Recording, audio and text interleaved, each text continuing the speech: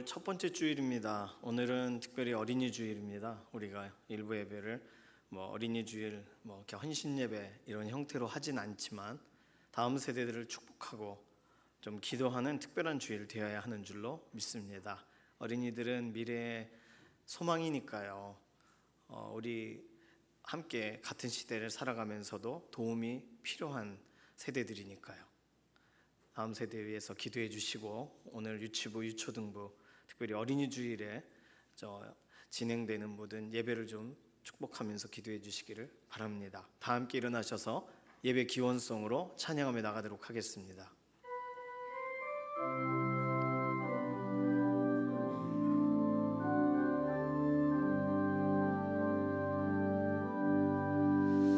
나 주님을 사랑합니다. 참 사랑의 주를 경배해 한 마음으로 예배드리니 우리들의 예배를 받으소서.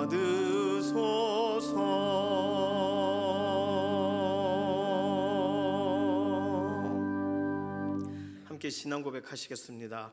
전능하사 천지를 만드신 하나님 아버지를 내가 믿사오며 그 외아들 우리 주 예수 그리스도를 믿사오니 이는 성령으로 잉태하사 동정녀 마리아에게 나시고 본디오 빌라도에게 고난을 받으사 십자가에 못 박혀 죽으시고 장사한 지 사흘 만에 죽은 자 가운데서 다시 살아나시며 하늘에 오르사 전능하신 하나님 우편에 앉아 계시다가 저리로서 산 자와 죽은 자를 심판하러 오시리라.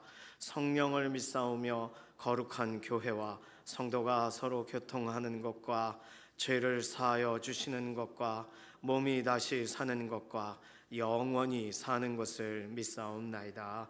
아멘.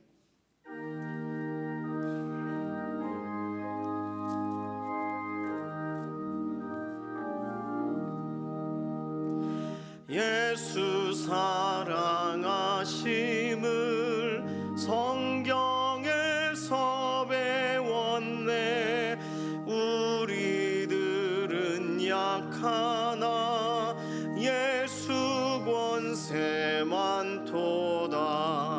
날 사랑하심 날 사랑하심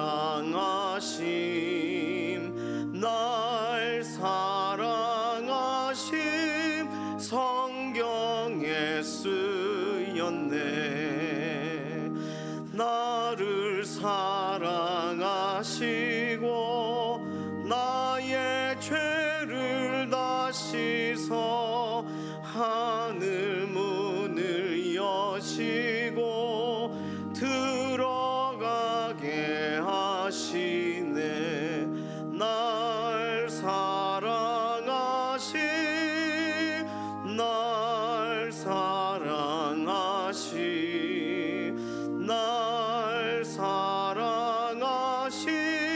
성경에 쓰였네. 내가 연약할수록 더욱 귀히 여기사 높은 보좌 위에서 낮은 나를 보시네. 날 사랑하심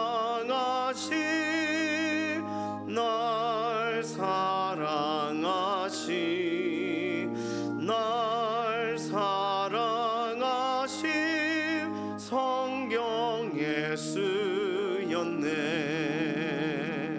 세상 사는 동안에 나와 함께 하시고 세상 떠나가는 날 천국 가게 하소서. 날 사랑하심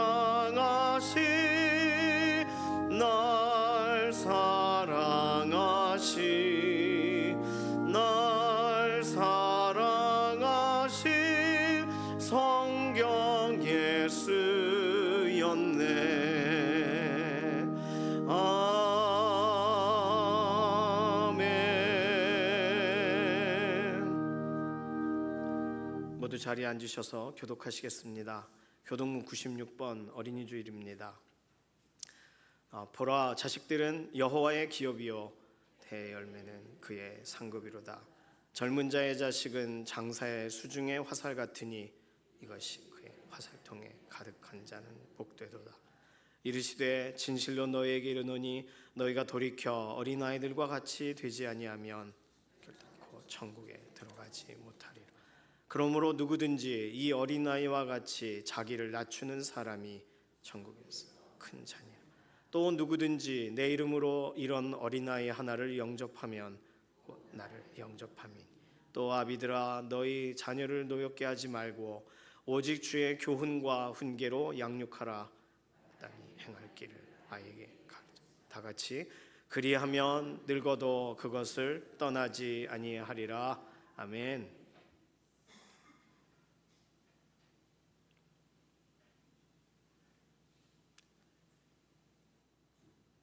합심해서 기도하겠습니다. 어린이 주일이니까 기도할 기회가 됐네요. 다음 세대들 축복하는 기도해 주시고, 특별히 유치부는 하나님의 특별하신 은혜 가운데에서 그들이 하나님을 더 알아가는 매 주일이 되도록 유초등부 위에서 기도해 주실 때에는 하나님께서 그들의 정체성을 명확하게 하시고 예수 그리스도 안에서 정체성으로 세워지게 하소서. 중고등부도 어린이죠. 중고등부 그들이 꿈을 가지고 나아갈 때 요셉과 같은 하나님이 보여주시는 꿈을 갖고 나아가게 하소서. 청년들 가장 완성형의 어린이죠. 하나님께서 그들의 어린 것을 정말 살피시고 그들이 세상을 살아갈 때 순전함과 순수함으로 믿음으로 이겨나가는 세대 되게 해달라고 우리 유치부, 유초등부, 중고등부, 청년부 다음 세대 축복하는 기도로 잠시 동성으로 기도하겠습니다. 살아계신 하나님 감사합니다. 오늘 하나님의 특별하신 은혜를 구합니다. 어린이 주일에 우리가 다음 세대들을 축복하며 기도합니다. 우리의 유치부와 유초등부, 중고등부, 청년부 특별하신 은혜로 돌보시는 우리의 자녀들의 인생에 하나님의 오늘도 개입하시는 은혜가 있는 줄로 믿습니다.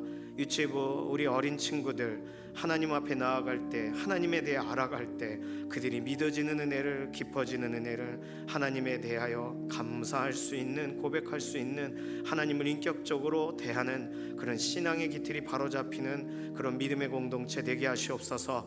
유초등부 축복합니다. 유초등부 다음 세대들 그들의 삶의 정체성을 세워나갈 때 세상의 친구들의 말들의 영향을 많이 받지만 오늘도 하나님 말씀 앞에 서고 예수 그리스도 품 안에 달려가는 믿음의 자녀들 되게 하시고 나와 같이 말씀을 암송하며 뛰는 그런 가장 행복한 시간들 안에 우리의 자녀들 자라가게 하시고 성장하게 하시옵소서. 중고등부를 축복합니다.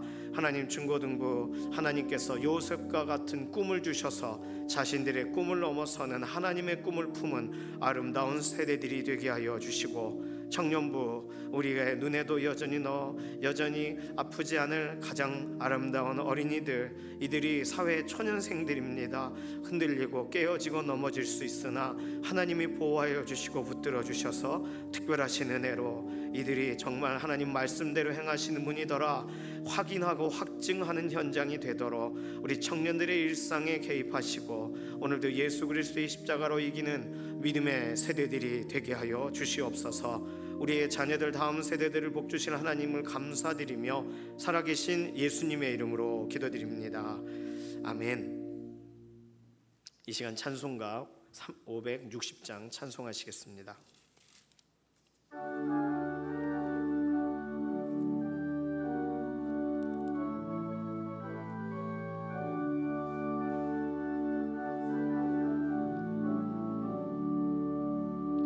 주의 발자취를 따름이 어찌 즐거운 일 아닌가. 마음의 맑은 하늘 열리고 밝은 빛이 비친다. 발자취를 따라가자 기쁜 마음으로. 발자취를 따라가자 찬송하며 즐겁게. 주의 발자취를 따름이 어찌 행복한 일 아닌가. 마음의 악한 생각 사라져 밝은 마음 싹 튼다. 발자취를 따라가자 기쁜 마음으로. 발자취를 따라가자 찬송하며 즐겁게. 주의 발자취를 따름이 어찌 든든한 일 아닌가. 마음의 두려움은 사라져 새로운 힘 솟는다. 발자취를 따라가자 기쁜 마음으로. 발자취를 따라가자 찬송하며 즐겁게. 아멘. 오늘 주시는 하나님 말씀은 예레미야 2장 20절에서 28절까지의 말씀입니다. 내가 옛적부터 내 멍에를 꺾고 내 결박을 끊으며 말하기를 나는 순종하지 아니하리라 하고 모든 높은 산 위에서와 모든 푸른 나무 아래에서 너는 몸을 굽혀 행음하도다. 내가 너를 순전한 참 종자 곧 귀한 포도나무로 심었거늘 내게 대하여 이방 포도나무의 악한 가지가 됨은 어찌 됨이냐. 주 여호와의 말씀이니라. 내가 잿물로 스스로 씻으며 내가 많은 비누를 쓸지라도 내 죄악이 내 앞에 그대로 있으리니 네가 어찌 말하기를 나는 더럽혀지지 아니하였다. 바알들의 뒤를 따르지 아니하였다 하겠느냐. 골짜기 속에 있는 내 길을 보라. 내 행한 바를 알 것이니라. 발이 빠른 암낙타가 그의 길을 어지러이 달리는 것과 같았으며 너는 광야에 익숙한 들 암나기들이 그들의 성욕이 일어남으로 헐떡거림 같았도다. 그 발전기에 누가 그것을 막으리요. 그것을 찾는 것들이 수고하지 아니하고 그 발전기에 만나리라. 내가 또 말하기를 내 발을 제어하여 벗은 발이 되게 하지 말며 목을 가라게 하지 말라 하였으나 오직 너는 말하기를 아니라 이는 헛된 말이라. 내가 이방 신들을 사랑하였은즉 그를 따라가겠노라 하도다. 도둑이 붙들리면 수치를 당함같이 이스라엘 집 곧 그들의 왕들과 지도자들과 제사장들과 선지자들이 수치를 당하였느니라. 그들이 나무를 향하여 너는 나의 아버지라 하며 돌을 향하여 너는 나를 낳았다 하고 그들의 등을 내게로 돌리고 그들의 얼굴은 내게로 향하지 아니하다가 그들이 환난을 당할 때에는 이르기를 일어나 우리를 구원하소서 하리라. 너를 위하여 내가 만든 내 신들이 어디 있느냐. 그들이 내가 환난을 당할 때에 구원할 수 있으면 일어날 것이니라. 유다여 너희 신들이 너의 성읍수와 같도다. 아멘. 마음이 상한 자를 고치시는 주님 찬양합니다.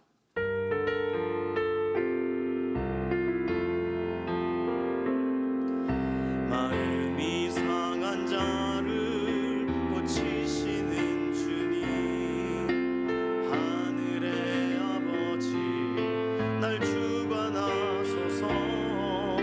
주의 길로 인도하사 자유케 하소서. 새 일을 행하사 부흥케 하소서.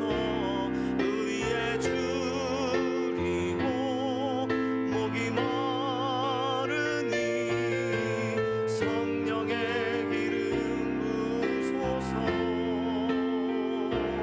의의 줄이고 목이 마르니 내 잔을 채워 주소서. 의의 줄이고 목이 마르니 성령의 기름 부소서. 의의 줄이고 목이 마르니 내 잔을 채워 주소서. 아멘. 이제 우리 교회는 예레미야 묵상으로 들어갑니다. 예레미야서 묵상은 4월의 끝자락인 지난주 화요일부터 시작이 되었지만 올해 10월 첫 번째 주, 그러니까 장장 한 5개월 정도 이어지는 긴 여정이 될 것입니다. 그러면 먼 길을 떠나가기 전에 가져가야 될 것 미리 정리하듯이, 짐을 챙기듯이 예레미야서를 읽을 때 우선 기억해야 할 두 가지를 먼저 정리하면서 우리가 말씀을 대면하는 것이 좋겠습니다. 첫 번째는 예레미야가 선지자 중에 특별히 별명이 있다는 거죠. 어떤 별명이 있죠? 눈물의 선지자라는 별명이 있습니다. 나이가 들면 정말 눈물이 많아집니다. 슬퍼서 아닌데도 눈물이 또르르 흐르는 날이 있어요. 어떠신가요? 눈물에는 세 가지 종류가 있답니다. 기본 눈물. 기본 눈물은 우리가 일반적으로 이게 살짝 흐르는 눈물입니다. 안구 표면에 얇은 눈물층이 생기는, 그냥 이렇게 우는 거야? 이렇게 질문할 때 이렇게 그런데 그런 눈물은 흐르지는 않는데요. 코로 빠져나간대요. 그래서 살짝 눈물이 핑 돌 때 코를 훌쩍거리는 이유가 눈물이 내려올 만큼이 아니라 스며들 만큼만 나온다는 거죠. 기본 눈물은 눈에 살짝 맺히기만 합니다. 두 번째 눈물은 반사 눈물이라고 합니다. 외부의 자극으로 인하여 먼지가 딱 들어갔을 때, 꽃가루가 이렇게 날릴 때, 개털이 날릴 때, 그때 하면서 눈에서 눈물이 나와요. 이때 나오는 눈물은 기본 눈물하고 다르게 이물질을 제거하기 위한 목적으로 눈물이 나온다고 합니다. 눈물이요, 여기서부터 출발하는 눈물과 눈물샘에서 나오는 눈물이 다르대요. 그러니까 반사 눈물은 눈물샘에서 나오는 눈물입니다. 평소보다 많은 양의 눈물이 나와요. 그래서 씻어내리니까 항균 작용을 하죠. 세 번째 눈물은 감정 눈물이라고 설명했어요. 이 눈물은 앞에 두 눈물과는 생기는 과정 자체가 다르다고 합니다. 고통이나 슬픔을 당할 때 감정적인 자극으로 인하여 눈물이 나는 건데, 이 눈물 속에는 항균 물질보다는 오히려 수분과 소금 성분이 많이 들어가 있다고 합니다. 그래서 감정 눈물을 흘리게 되면 눈이 빨갛게 충혈이 되거나 눈두덩이가 붓는 거래요. 생각해 보시면 그렇죠? 모든 눈물을 흘렸다고 해서 눈이 붓지 않습니다. 많이 울어서 붓는 건가 싶겠지만, 그때 나오는 그 눈물은 서러워서 울고 감정에 복받쳐서 울어서 그때 나온 눈물의 성분 때문에 더 붓는다는 거예요, 눈이. 예레미야의 눈물은 셋 중에 어떤 눈물일까요? 기본 눈물인가요? 반사 눈물인가요? 감정 눈물인가요? 감정 눈물입니다. 너무 속상해서 우는 거, 하품하다가 흘리는 기본 눈물 아닙니다. 눈에 뭐가 들어가서 흘리는 반사 눈물 아니에요. 주체할 수 없는 감정에 사로잡혀 오는 감정 눈물로, 그래서 눈물의 선지자라는 별명을 가지고 있습니다. 물론 예레미야 선지자는 학자들에 의하면 만 19세, 18세, 19세 정도의 부름을 받았다고 합니다. 청년이죠. 사회생활 시작한 지 얼마 안 되는, 감수성이 예민할 때죠. 그래서 더 많이 울었을지도 몰라요. 그런데 그 눈물이 일반적인 눈물이 아니라는 것을 우리는 생각해야 됩니다. 왜냐하면 예레미야 선지자는 이스라엘의 가장 험악할 때의 선지자로 그 임무를 감당했기 때문입니다. 유다 나라가, 북이스라엘은 이미 망한 지 오래됐고, 이스라엘, 남유다, 남아있는 그 나라가 바벨론으로 끌려가기 직전에 그 슬픔의 무게를 가지고 예언하는 역할을 감당했기 때문입니다. 포로되어 끌려가기 전에 예언했고, 끌려가면서 예언해요. 예레미야 애가가 그런 거죠. 그러니까 진지하게 하나님의 말씀을 외칩니다. 제발 지금이라도 돌이키라고. 왜냐하면 예레미야 시대에 그래도 최소한 여러 명의 왕을 지나갑니다. 짧은 시간 왕의 자리에 있었지만 그들은 예레미야 말을 듣질 않아요. 울면서 쓴 책 예레미야서예요. 그래서 눈물의 선지자의 기록을 우리는 읽어갈 때 이거 울면서 쓴 거구나, 이렇게 마음을 단단하게 먹고 읽어야 될 겁니다. 두 번째, 우리가 예레미야서 읽을 때 기억해야 될 것은 예레미야의 눈물의 기록은 사실 눈물로 끝나지 않았다는 거예요. 무슨 말이냐면 어떤 선지자들의 그런 결과와 상당히 다른 결과를 냈다는 거예요. 예를 들면 우리가 이사야 선지자 관련돼서 최근에 읽었던 이사야서는 이사야 선지자 생전에 그의 말을 듣는 사람이 아무도 없었어요. 그런데 예레미야 같은 경우는 그가 말을 하고 외치고 할 때 이사야보다 더 심한 일을 당합니다. 어떤 일을 당하냐 하면 예레미야가 말할 때 바룩이라는 사람이 그 선포한 메시지를 적어줘요. 그런데 그 적은 걸 당시에 왕이 가져오라고 합니다. 읽어보겠다고. 얼마나 좋아요? 근데 보고 죽죽 찢어가지고 불에 태웠어요. 그러니 예레미야가 살아있는 당시에 자신이 선포한 메시지가 찢어지고 버려지는 걸 본 너무나도 험악한 상황 가운데 살던, 심지어 옥에도 갇히고 구덩이에도 던져집니다. 요셉도 아닌데. 예레미야는요 별일을 다 당해요. 억울하죠. 그러면 지금 선포하다가 안 듣는 것도 싫은데 지금 선포하는 걸 아주 찢어요. 그리고 감옥에 가둬요. 그럼 눈물로 끝날 수밖에 없는, 그 눈물이 무슨 의미가 있나, 허무한 눈물 아닌가, 이렇게 끝날 수 있는 그런 상황인데, 정작 예레미야가 썼던, 다시 기록했던, 또 다시 찢어지면 또 다시 기록했던 그 예레미야서를 누군가가 읽고, 그걸 포로된 땅 바벨론에서 그 한 사람이 읽고 그 기록된 내용대로 하나님 앞에 기도하기 시작하면서 실제적으로 이스라엘의 국가적인 회복의 길이 열렸다는 것입니다. 예레미야서를 읽은 사람은 누구일까요? 다니엘입니다. 아시는 것처럼 다니엘, 먼 타국 땅에서 읽어요. 눈물의 내용이니 어떻게 이게 제대로 읽혀지겠어요? 그런데 읽다가 어느 구절에 딱 마음이 꽂혀요. 그것이 다니엘서 9장에 기록이 되어 있습니다.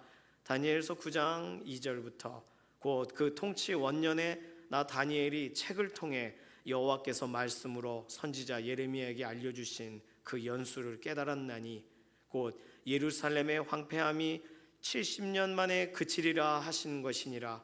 내가 금식하며 베옷을 입고 죄를 덮어쓰고 주 하나님께 기도하며 간구하기를 결심하고 내 하나님 여호와께 기도하며 자복하여 이르기를 크시고 두려워할 주 하나님, 주를 사랑하고 주의 계명을 지키는 자를 위하여 언약을 지키시고 그에게 인자를 베푸시는 이시여, 우리는 이미 범죄하여 패역하며 행악하며 반역하여 주의 법도와 규례를 떠나싸우며 우리가 또 주의 종 선지자들이 주의 이름으로 우리의 왕들과 우리의 고관과 조상들과 온 국민에게 말씀한 것을 듣지 아니하였나이다. 11절입니다. 온 이스라엘이 주의 율법을 범하고 치우쳐가서 주의 목소리를 듣지 아니하였으므로 이 저주가 우리에게 내렸으되 곧 하나님의 종 모세의 율법에 기록된 맹세대로 되었사오니 이는 우리가 주께 범죄하였음이니이다. 그러한즉 우리 하나님이여 지금 주의 종의 기도와 간구를 들으시고 주를 위하여 주의 얼굴빛을 주의 황폐한 성소에 비추시옵소서. 나의 하나님이여 주를 귀를 기울여 들으시며 눈을 떠서 우리의 황폐한 상황과 주의 이름으로 일컫는 성을 보옵소서. 우리가 주 앞에 간구하옵는 것은 우리의 공의를 의지하여 하는 것이 아니요 주의 큰 긍휼을 의지하여 함이니이다. 주여 들으소서. 주여 용서하소서. 주여 귀를 기울이시고 행하소서. 지체하지 마옵소서. 나의 하나님이여 주 자신을 위하여 하시옵소서. 이는 주의 성과 주의 백성이 주의 이름으로 일컫는 바 됨이니이다. 다니엘의 기도가 성경에 그대로 나와 있어요. 다니엘 한 사람의 기도는요, 당시 예레미야서를 모르는 선지자들의 말을 들었겠습니까? 사람들이 예레미야의 선포도 다 잊어버리는 사람들까지 다 하나님 앞에서 새로운 삶이 시작되도록 만들었다는 거예요. 우리 찬송가 중에 그 약속 따라서 힘써 간구하오니 오 주여 내 기도 어서 들어주소서. 다니엘의 심정이 그런 심정일 거예요. 그렇게 기도한 눈물의 기도에 하나님이 정말 70년 만에 약속대로 이스라엘 사람들을 고국으로 돌려보내십니다. 다니엘은 돌아오지 못했지만 말이죠. 이것은 한 사람의 기도자, 끝까지 기도하는 그 한 사람이 얼마나 중요한가를 말해주는 장면입니다. 그리고 혹시 조금 늦었더라도 지금 하나님의 약속을 지금 발견했다면 그때부터라도 기도하는 걸 놓치면 안 된다는 것을 보여주는 아주 중요한 증거가 됩니다. 그렇습니다. 예레미야를 통해서 하나님께서 말씀하신 일은 이렇게 이루어졌습니다. 눈물로 예언한 그 예언이 누군가의 눈물의 기도를 깨우고 한 번도 마음 깊이 울어본 적이 없던 이들까지도 그들이 묶여있던 곳에서 자유케 되어 돌아오게 되는 이 역사를 하나님이 이루셨다는 거예요. 사랑하는 강북중앙교회 믿음의 동역자분들, 5월 가정의 달에 오늘 우리가 지금부터 약속 붙잡고 시작하는 그 기도에 하나님의 역사를 진행하실 줄로 믿습니다. 우리 가정의 문제를 하나님의 시간에 이루어 가시도록 하나님이 행하실 것에 대한 약속을 붙들고 기도하는 그 사람들은 하나님의 영광을 보게 하실 줄로 믿습니다.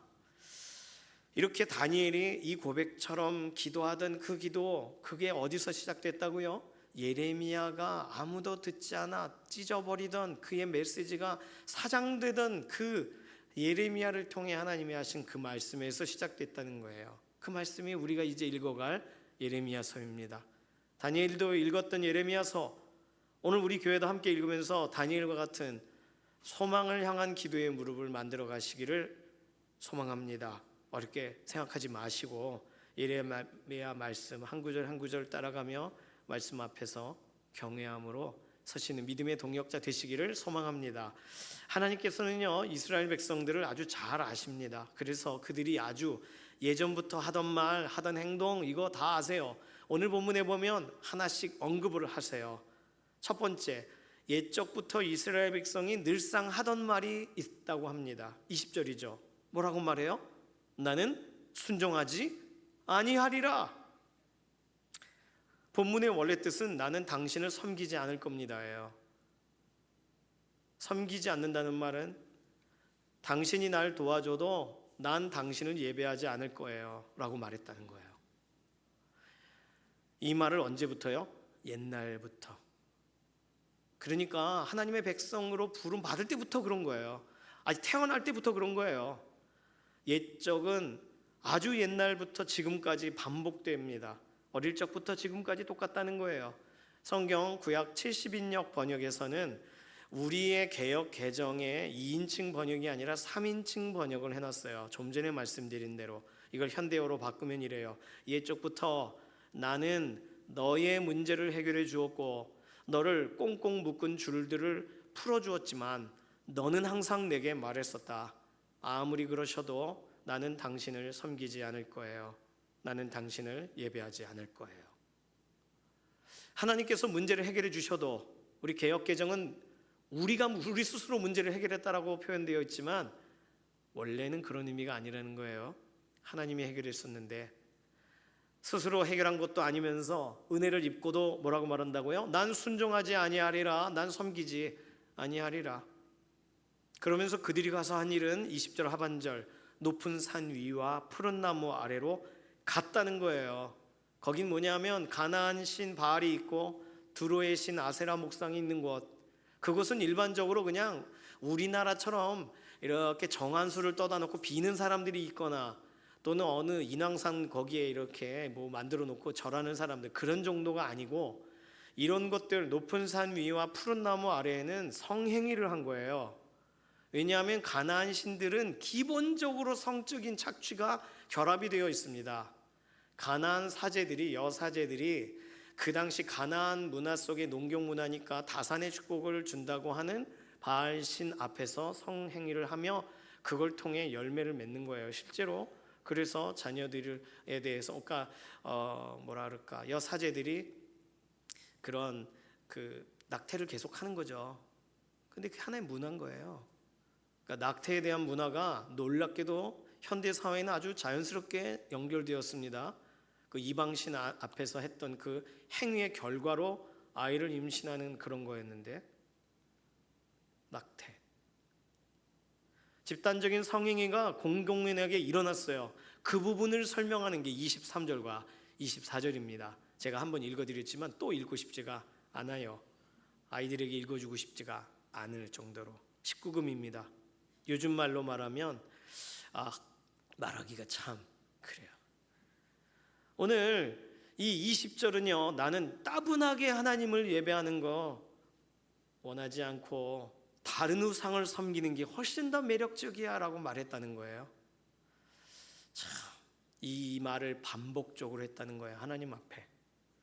하나님이 그 말을 다 들으셨다는 것입니다. 두 번째, 이들은요 우상 숭배를 하고 나서 왠지 찔리는 날, 양심이란 게 작동하는 날에는 뭘 했는지를 설명합니다. 22절, 잿물로 비누로 몸을 씻어냈다는 거예요. 이걸 다른 말로 나는 나를 깨끗할 수 있어 라고 말했다는 거예요. 지금까지 내가 이렇게 저렇게 살았더라도 내게는 아무 일도 없었다는 듯이 그냥 씻어내기만 하면 그만인 거 아니야?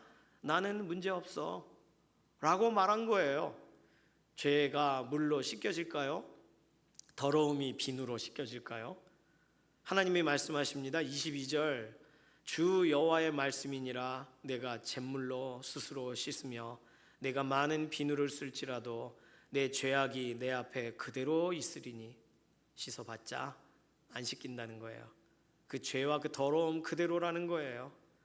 23절에 그런데 이 사람들은 난 씻었어, 난 그 더러워지지 않았어, 우상에게 간 적이 없어, 바알에게 찾아가 본 적도 없어, 이렇게 말한다는 거예요. 그런데 23절 하반절에 뭐라고 말씀하세요? 그 골짜기 속에 있는 너의 걸어온 그 길을 보라. 뻔질나게 다니던 그 길, 하나님 떠나 찾아다니든 오늘은 어디 갈까? 점집에 갈까? 술집에 갈까? 도박장에 갈까? 유흥업소에 갈까? 절간에 갈까? 고민도 많이 해요. 오늘은 이곳, 내일은 저곳, 햇살 닿는 대로 발길 가는 대로 여기저기 방황하던 너 자신을 보라 이거예요. 그 길에 서 있는 너를 보라. 최근에 어디를 자주 가셨습니까? 자주 가신 그곳이 하나님이 기뻐하시는 곳이기를 소망합니다. 하나님이 기뻐하고 하나님이 정말 잘했다라고 하시는 곳에 가야 돼요. 그냥 거기만 다녀오면 하나님이 답답해 하시는 그런 곳에 자주 가면 안 되는 거예요. 하나님은 이 모습들을 다 보고 계셨다는 거예요. 세 번째, 하나님 말씀이 감사하게도 그들의 귀에 들린 날에는, 이 얼마나 놀라운 기회입니까? 감사할 기회예요. 하나님 감사해요, 내가 죄를 졌네, 이래야 되는데 이들은 뭐라고 말해요? 입에 담을 수 없는 충격적인 말을 합니다. 25절, 하나님의 말씀은 다 헛된 말이야. 난 이방신이 좋으니까 거기를 따라가겠어. 선을 막 넘는 거죠. 주워 담을 수 없는 말을 합니다.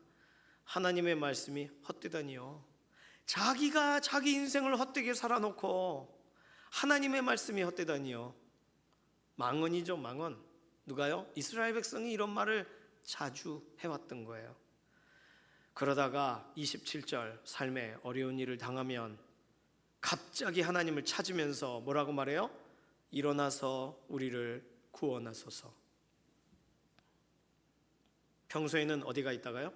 27절, 나무에게, 돌들에게 가 있다가 갑자기 하나님께 달려와서 일어나서 구원하소서. 하나님은 답변하십니다. 그 우상이 일어날 수 있으면 널 도와주리라. 안 도와주시겠다는 얘기예요. 평소에 어떻게 살고 살았는지를 아시는데 그거 안 도와주겠다 하시는 거예요.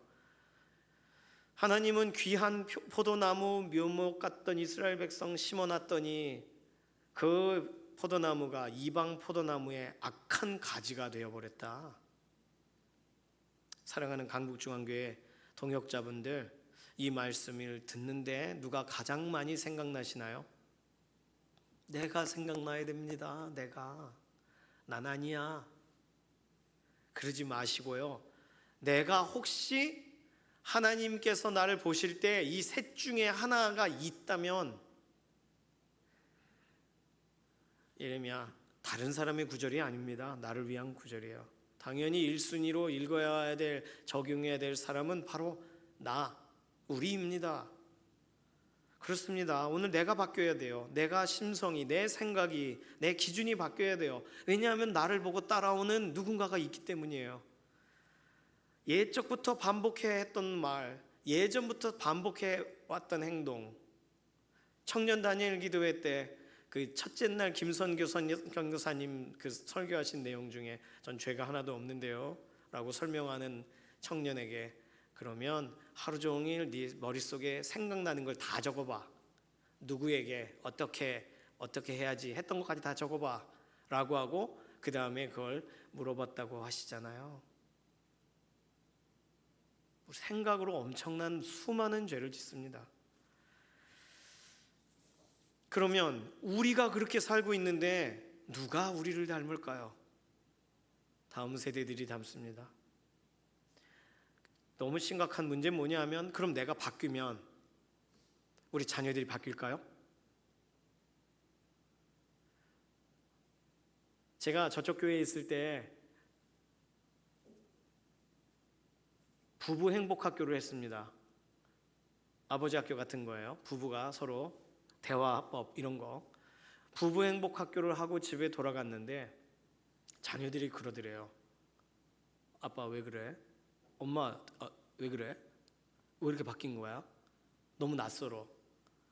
평소에 봤던 거와 너무나도 다른, 사랑해 딸 뭐 이게 너무 막 오그라들고 너무 힘들었다는 거예요.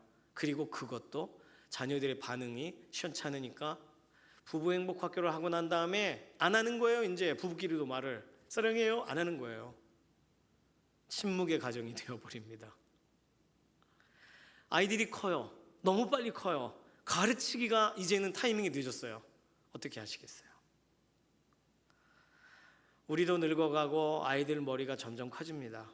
내가 바뀌면 따라 바뀌던 그 아이들이 아니에요. 이제는 본을 보인다는 건 너무 늦었습니다. 나에겐 늦지 않았지만 내가 회복하기는 늦지 않았어요. 내가 그렇구나 하나님 말씀 앞으로 돌아가야지 하는 건 늦지 않았지만 우리 아이들에게 가르치기는 늦었어요. 그러면 지금까지 내가 이렇게 저렇게 걸어온 길을 다 보고 있는 자녀들, 내가 바뀌었어, 아빠 바뀌었어, 다시 시작할 거야, 너도 다시 시작해. 그러나 안 들리는 자녀들에게 어떻게 해야 될까요? 우리 다음 세대들이 나와 똑같은 길을 걸어가지 않으려면, 나의 가장 가까운 우리의 조카들이 나를 따라서 그렇게 행동하지 않게 하시려면 어떻게 해야 될까요? 오늘 본문에 이스라엘 백성들이 거절하던 그 말씀으로 가야 되는 줄로 믿습니다. 이스라엘 백성들은 지속적으로 세 가지 말씀을 거절했어요. 뭐냐 하면 첫 번째, 따라해 보실까요? 내 길을 보라. 자기 길을 보지 않으니까. 23절, 내 길을 보라. 내가 행한 바를 알 것이라. 거울만 봐도 내가 뭐가 묻어 있는지 알 수 있습니다. 내가 걸어온 길만 돌아봐도 내가 어떻게 살아왔는지 한 번에 파악할 수 있어요. 땅콩을 먹으면서 걸어오면 난 땅콩만 먹었을 뿐이야 라고 하지만 잘 보시면 땅콩 껍질 버린 게 바닥에 떨어져 있습니다. 어린아이들에게 자신이 방금 했던 일을 돌아보게 하기 위하여 고안해낸 방법이 생각의자라는 것을 만듭니다. 의자 하나 두면 돼요, 그냥. 그리고 애가 막 해놓고 엄마한테 야단 맞을 때 애의 눈망울은 왜 자신이 야단 맞는지를 모르거든요. 그럴 때는 생각의자에 앉아서 곰곰이 생각해봐. 네가 뭘 잘못했는지. 그리고 5분 동안 침묵의 시간을 주면 아이들은 자기가 뭘 잘못했는지를 알게 됩니다. 방금 전까지 뛰어다니면서 어지럽힌 이 광경을 그 의자에 앉아서 보게 되거든요. 좀 전까지 엄마한테 아빠한테 막 심한 말을 했던 그 말이 생각나거든요. 그래서 나 좀 심했구나, 나 잘못했구나를 깨달아요. 자신의 길을 돌아볼 때만 깨닫는 거예요.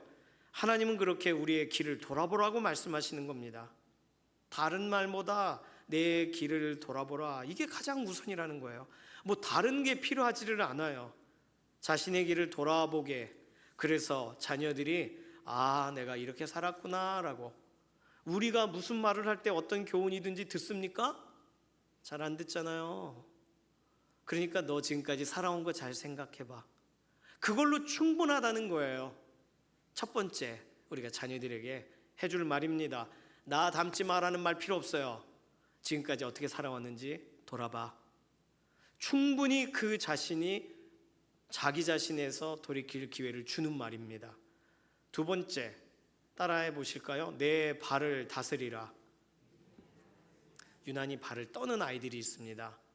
한쪽 무릎에 다리를 올리고는 이렇게 하면 달달 떨기 마련이에요.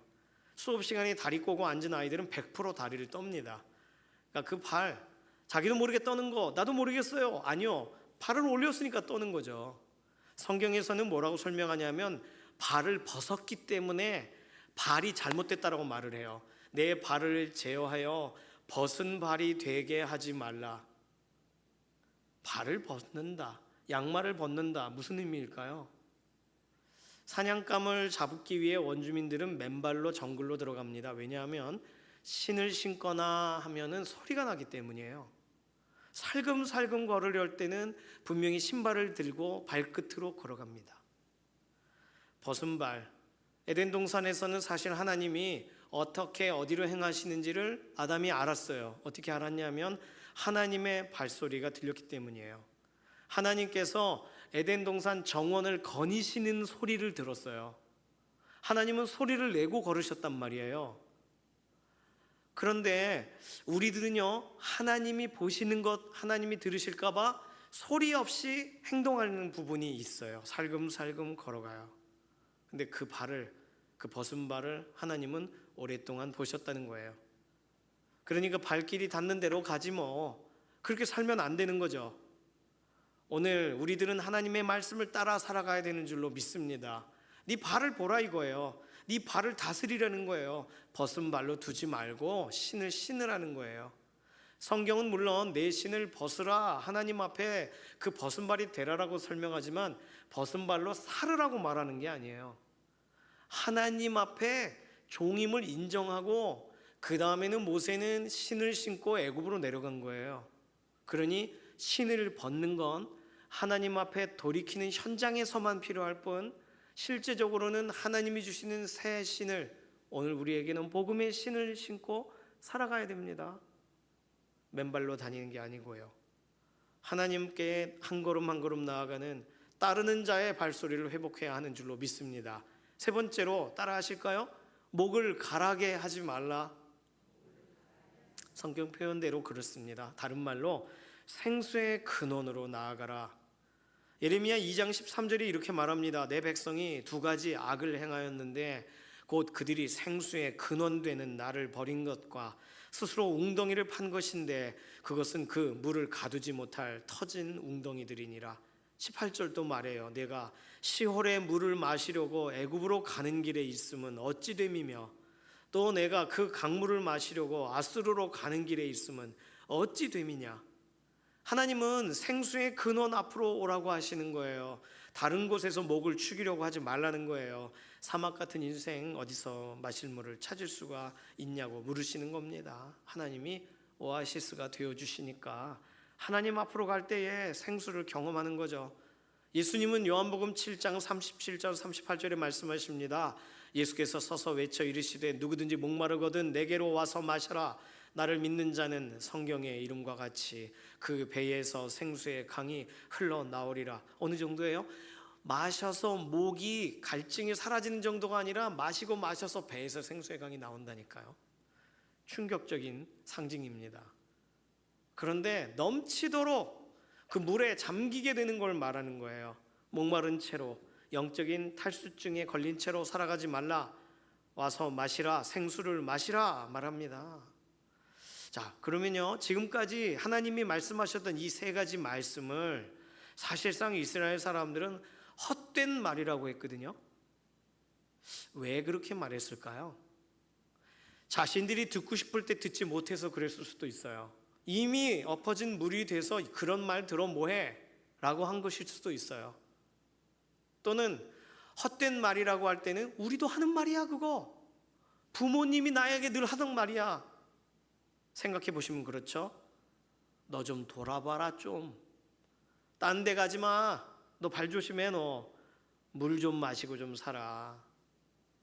부모님이 자녀들에게 충분히 할 수 있는 말입니다.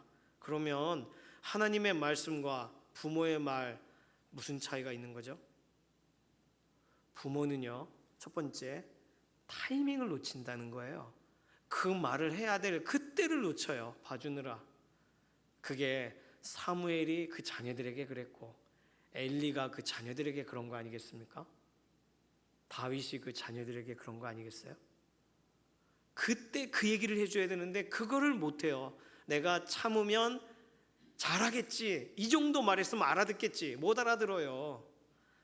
그러니까 전해야 하는 그 말 그때 제때 아주 뇌에 박히도록 전해야 되는데 그렇게 못하는 거예요. 부모는 타이밍도 놓치고 제대로 전하지 못합니다. 두 번째는 부모는 자녀와 영원히 동행할 수가 없어요. 말해줘도 자녀들이 잊어버립니다. 그러니까 자주 말해줘야 돼요. 아주 귀에 못이 박히게, 부모님 떠나도 귀에 그냥 생생하게. 여름이 되면 배 좀 덮고 자라, 이게 막 이렇게 생생하게. 밤이 되면 이 좀 닦고 자라, 이게 막 생생하게 들려야 되는 거예요. 그거 당연한 얘기 아닌가? 당연한데 안 하니까요. 세 번째, 오늘 하나님이 이 말씀을 하셨기 때문에 전하라는 거예요. 하나님이 직접 말씀하셨어요. 어떻게 보면 하나님께서 하실 더 고귀하고 수준 있는 말씀 많잖아요. 그런데 네가 걸어온 길을 돌아봐라. 너 네 발을 벗은 채로 두지 마라. 너 목이 가란 상태로 놓지 마. 이거 하나님이 말씀하셨으니 우리는 우리 자녀 다음 세대들에게 말을 하면 늘 하던 말 왜 그래? 야, 성경에 하나님이 말씀하신 거야. 하나님이요? 그럼 찾아주면 되잖아요. 야, 써있잖냐 이렇게. 오늘 부모의 말에 권위를 넘어서는 거예요. 이건 하나님이 우리에게도 말씀하시고 우리에게 적용하라고 하시지만 자녀들에게 말해줘야 되는 거예요. 때를 놓쳤지만 우리가 다 커버렸지만 어느 사이에 다음 세대들에게 말해줘야 되는 거예요. 그러면 또 잔소리야. 그러면 성경에 써 있는 거야. 읽어봐. 눈이 커질걸요. 저도 어느 날 아이들에게 이렇게 저렇게 말했습니다. 귀찮아합니다. 어느 날 귀를 파고 있더라고요, 애들이요. 그런데 그 성경에 나오는 말이야. 내가 맨날 내 말만 하는 것 같지만 성경에 써있어 있더니 눈이 3배는 커지더라고요. 찾아줬습니다. 깜짝 놀라더라고요. 최근에 저희 아이가 미친이라는 표현을 자주 씁니다. 미친 것 같아, 이런 거. 그게 여자애들이 쓰는 어떤 좀 욕까지는 안 가고 이렇게 돌려서 하는 말이더라고요.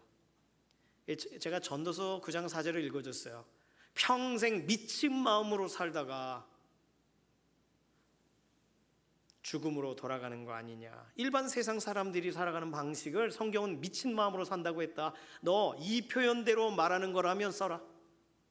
세상이 미친 것 같아. 그럼 맞아, 전도서 9장 말씀대로야 라고 하면서 이 말을 써. 너도. 그러나 그런 거 아니면 미친 것 같아 라는 표현을 쓰지 마. 그러니까 저희 아이가 감시자가 되어 주십시오. 저희 아이가 혹시나 기분이 좋아 떠들 때 미친 것 같다라고 하면 신고를 해 주십시오. 말씀이 아직 안 들어간 거예요. 말씀을 아주 그냥 신비에 아주 새겨 박아야지. 그래요. 계속 말해줘야 돼요. 같이 키워주셔야 돼요. 저희 아이들 같이 키워주셨던 것처럼 어릴 때부터. 하나님 말씀이라고 말해주니까 놀라더라고요. 그거 해야 되는 거예요.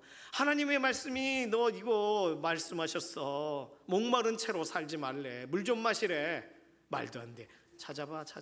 이렇게 찾아주세요. 의미를 설명해 주세요. 생수의 강이 흘러가야 되는 거 아니냐? 누구든지 목마르것은 내게로 와서 마셔라 하셨잖니 예수님이. 그러니까 와라.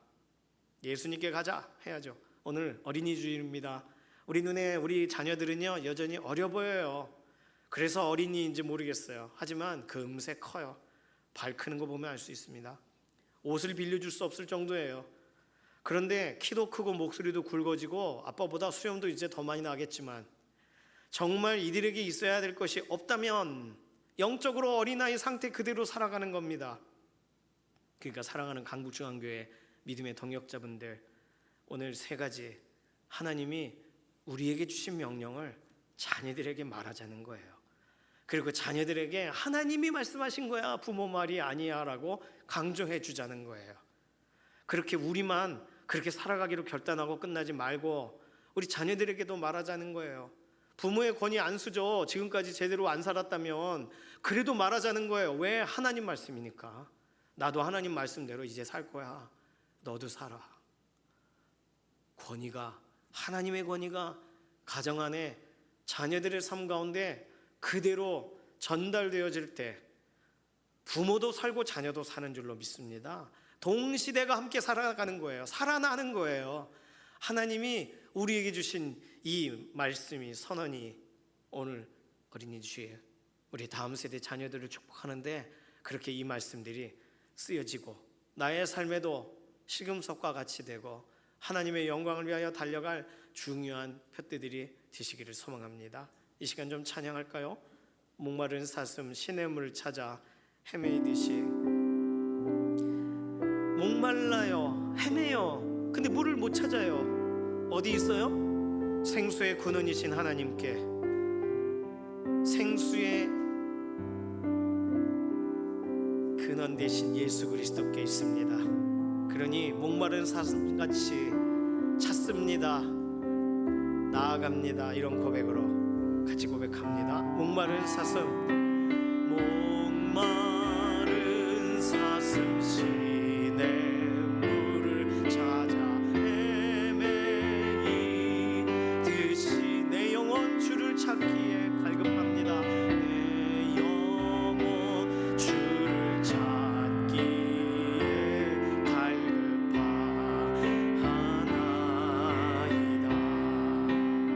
아멘.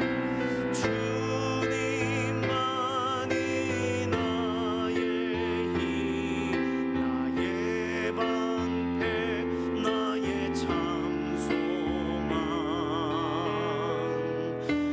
나의 몸 정성 다 바쳐서 주님 경배합니다.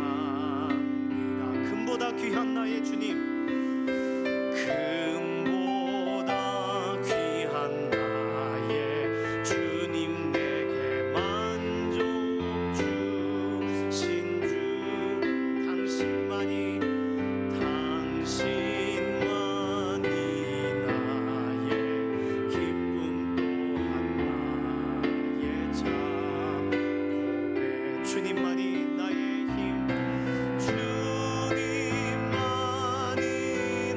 나의 힘, 나의 방패, 나의 참 소망,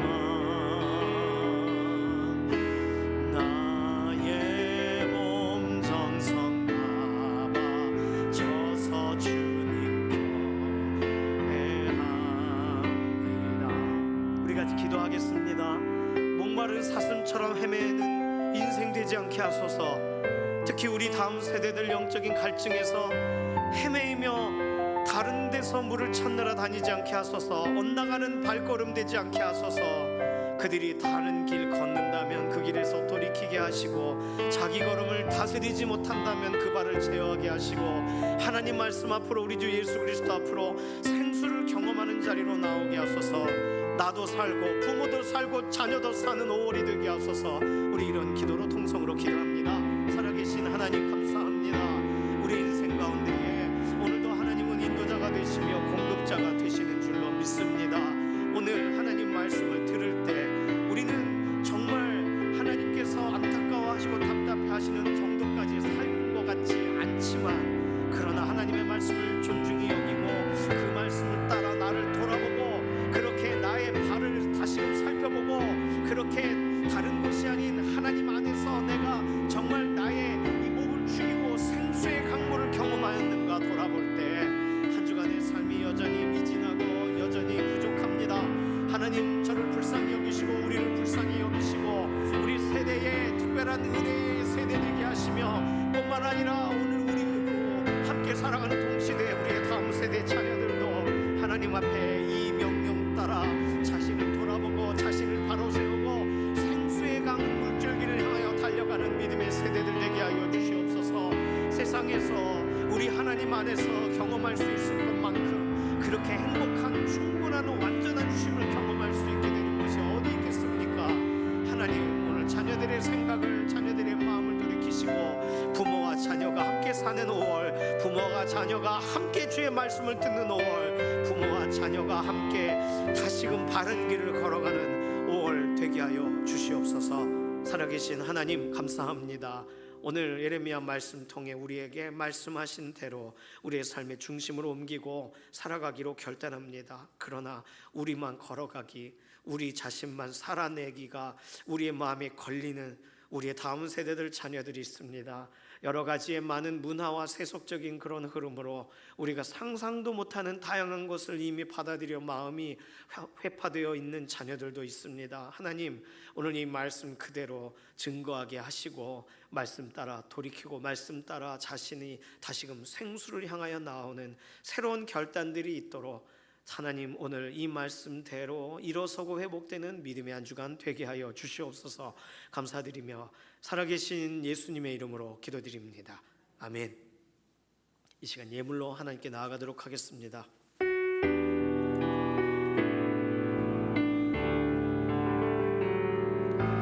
오직 주의 은혜로 지금 여기 서 있네.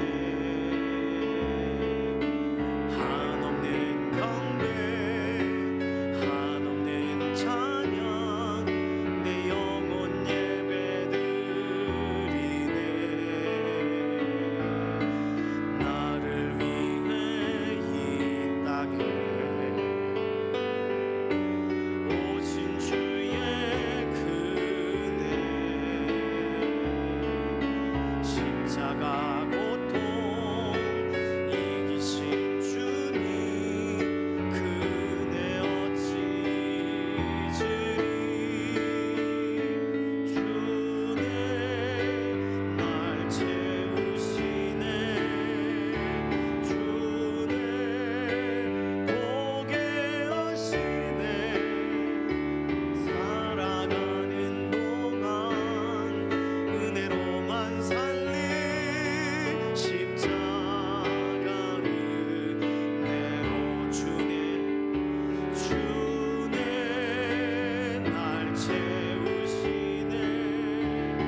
주네 보게 하시네. 살아가는 동안 은혜로만 살리. 십자가 은혜로. 살아계신 하나님, 십자가 은혜로 이번 한 주간도 살기를 원합니다. 우리 힘으로 살아가는 것에 한계가 있습니다. 우리 힘으로 노력하는 것에 하나님 연약함이 있습니다. 이번 한 주간도 하늘의 신령한 곳과 땅의 기름진 곳으로 공급하셔서, 그리고 예수 그리스도의 십자가 앞에서 우리를 다시금 붙드셔서 이번 한 주 승리하는 한 주, 믿음의 한 주가 되게 하여 주시옵소서. 하나님 앞에 나올 때 우리에게 주신 것 중에 일부를 구별하여 올려드립니다. 하나님을 존중함으로 올려드립니다. 하나님을 기뻐함으로 하나님께 우리의 문제를 아뢰면서 기도의 제목을 담아 우리가 간구함으로 예물을 올려드렸습니다. 예물이 쓰이는 곳마다 하나님의 영광만이 드러나 주시옵소서. 감사드리며 살아계신 예수님의 이름으로 기도드립니다. 아멘. 지난주 화요일날 김경철 장로님이 소천하셨어요. 유가족분들 오늘 2부 예배 오신다고 하시는데 특별히 만나시거나 이렇게 하시면 성도의 위로가 있으시기를 바랍니다. 2부 예배 마치고는 재직회가 있습니다. 오늘 재직회는요, 그 유초등부실 바닥 공사 관련된 부분에 견적이 다 나왔어요.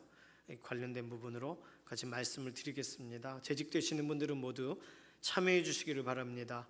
이번 주 목요일 5월 8일, 9일 이렇게가 필리핀 까비떼 학교 학생들이 우리 교회에서 1박을 하게 됩니다. 그리고 5월 9일 날 출국을 해요. 이번 주에 잠깐 들어와서 나가는 거예요. 일정이 짧더라고요. 금요일 아무 사고 없이, 아픈 것도 없이 안전하고 평안하게 모든 일정이 다 맞춰지도록 위해서 기도해 주시고, 특별히 인솔하는 이용진 선교사님, 그 아드님, 평안 형제, 모든 것 학생들과 짧은 여정이지만 모든 것이 잘 이렇게 직업 관련된 것도 그렇고 잘 해결하고 가도록 위해서 기도해 주시기를 바랍니다. 우리 교회는요, 일정상 5월 8일 날은 우리가 도와줄 게 특별히 없습니다. 청년부가 밤에 치킨 사주고 같이 윷놀이도 하고 한다고 하는데, 올 1월 달에 청년부가 다녀와서 이렇게 친밀한 과정이 있으니까 그렇게 하겠고요. 5월 9일 날 금요일 날 우리가 아침에 간단하게, 그리고 점심에 김밥 이렇게 해서 아이들 먹을 수 있게 좀 해주고, 그 다음에 공항버스 태워서 보내려고 합니다. 이런 부분 진행된다는 거 알고 계시면 되겠어요. 5월 10일 이번 주 토요일 날 칼가리 전도가 대우 아파트에서 있습니다. 참여하실 분들 남선교회 문의해 주시고 같은 시간 꼭 기도해 주시기 바랍니다. 다음 주일은요 어버이 주일이에요. 다음 주일은 중고등부 청년부도 함께 2부 예배에서 연합 예배가 됩니다. 다음 주에는요 우리 교회 등록하신 분들이라면 만 65세 이상이 되시면 경로 대상으로 우리가 경로 상품권을 드립니다. 그리고 어버이 되시는 분들은 다 꽃을 달아드려요. 그래서 어버이 주일 꽃 달고 부끄러워하지 마시고 달고 다니세요. 자녀들이 달아줘야 되는데 타이밍에 꼭 늦죠. 우리가 달아드리는 거예요. 그러니까 달고서 다니세요. 그러면 됩니다. 가족 사진을 나눠드려야 되는데 가족 사진을 보정하는데 의외로 시간이 많이 걸렸어요. 지난번에 우리가 유치부실에서 찍을 때는 그리고 가져와서 이렇게 배경 그림이나 이런 것도 준비해서 가져오셨는데 이번에는 오실 때 해보니까 이게 안 맞아가지고 배경을 뜯어가지고 찍었는데 반사가 되고 하는 부분이 많이 있어서 이 보정하는 작업이 시간이 의외로 좀 걸립니다. 한 주 정도 더 기다려 주셔야 될 것 같아요. 다음 주에는 가족사진 나눠드리도록 하겠습니다. 정말 5월 가정의 달에 가족사진을 받게 되니 참 그렇습니다만 어쨌든 다음 주까지 좀 기다려 주시기를 바랍니다. 다른 광고는 주보를 참조해 주시기를 바랍니다. 이제 모두 자리에서 일어나셔서 손을 들고 마지막 찬송 부르시고 우리 삶의 예배 자리로 나가도록 하겠습니다.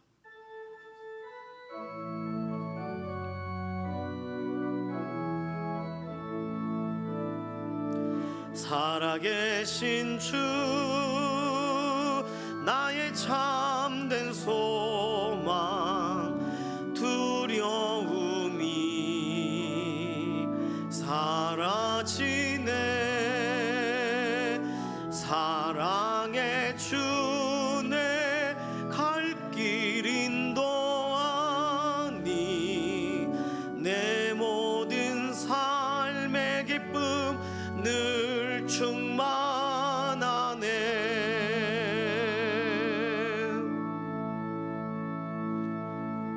새로운 달 5월 우리 자녀들이 더욱 믿음으로 나아가기를 소망하는 사랑하는 성도님들 머리 위에 우리 주 예수 그리스도의 은혜와 하나님 아버지의 극진하신 사랑하심과 성령님의 감화, 감동, 인도, 내주하시는 역사가 말씀 앞에 선 이 시간 이후로부터 영원까지 함께 하시기를 예수님의 이름으로 간절히 축원하옵나이다. 아멘.